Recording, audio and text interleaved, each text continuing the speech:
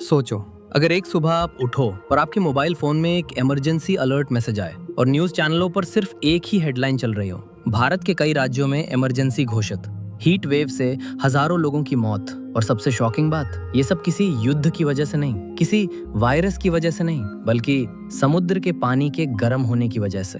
सुनने में अजीब लगता है ना, लेकिन सच ये है कि दुनिया का मौसम सिर्फ आसमान तय नहीं करता, बल्कि समुद्र तय करते हैं। और इस वक्त पैसिफिक ओशन के अंदर एक ऐसा डेंजरस क्लाइमेट पैटर्न एक्टिवेट हो रहा है जिसे साइंटिस्ट ने नाम दिया है गॉडजिला एल नीनियो। एक ऐसा फिनोमेनन जो पहले भी दुनिया भर में ड्राउट, फ्लड्स, क्रॉप कोलैप्स और इकोनॉमिक क्राइसिस ला चुका है। लेकिन इस बार सबसे बड़ा सवाल है, क्या भारत रेडी है? क्योंकि भारत एक ऐसा देश है जहां करोड़ों लोग एग्रीकल्चर पर डिपेंड है। गर्मी ऑलरेडी डेंजरस लेवल तक पहुंच चुकी है और पानी का क्राइसिस बढ़ता जा रहा है। तो आज इस वीडियो में हम समझेंगे एल नीनियो होता क्या है, भारत को खतरा क्यों है, इस बार क्या अलग है और आप अपने घर को कैसे सेफ रख सकते हो।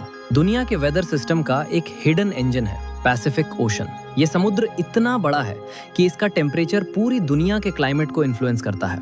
नॉर्मली पैसिफिक ओशन के ईस्टर्न साइड यानी साउथ अमेरिका के पास पानी थोड़ा ठंडा होता है और वेस्टर्न साइड यानी इंडोनेशिया, ऑस्ट्रेलिया और एशिया के पास पानी कंपैरेटिवली गर्म होता है, यानी एक नेचुरल बैलेंस बना रहता है। कोल्ड एरिया में हाई प्रेशर बनता है, वार्म एरिया में लो प्रेशर बनता है और हवा हाई प्रेशर से लो प्रेशर की तरफ चलती है।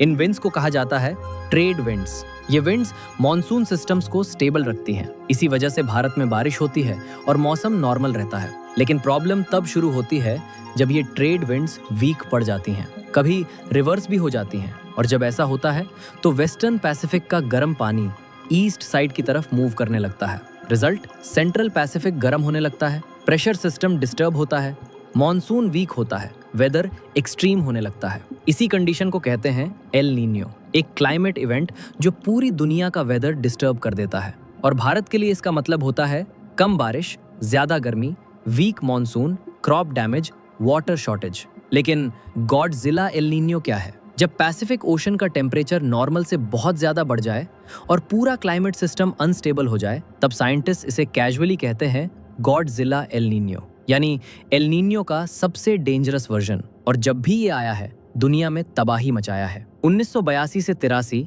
फिर 1997 से 98 और फिर 2015 से 16, हर बार extreme floods, drought, deaths, economic losses देखने को मिले।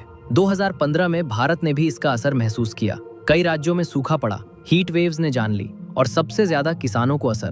फूड प्राइसेस बढ़े, पानी की दिक्कत बढ़ी, एक साइड सूखा, दूसरी साइड बाढ़। और अब सवाल है, क्या 2026 डेंजरस हो सकता है? हाँ, रिस्क रियल है, क्योंकि दुनिया का एवरेज टेम्परेचर ऑलरेडी हाई चल रहा है। उसके ऊपर अगर स्ट्रॉन्ग एल नीनियो ऐड हो जाए तो हीट वेव्स और ब्रूटल हो जाती हैं। इंडिया के लिए सबसे बड़ा साइलेंट किलर है हीट वेव।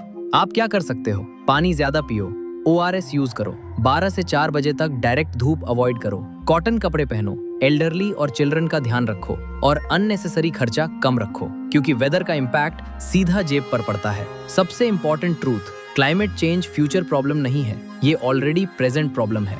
आपके सिटी में अभी गर्मी कितनी है? कमेंट में जरूर बताना। अगर वीडियो इन्फॉर्मेटिव लगा हो तो लाइक करो, शेयर करो और चैनल सब्सक्राइब करो। मैं मिलता हूँ नेक्स्ट एपिसोड में। जय हिंद।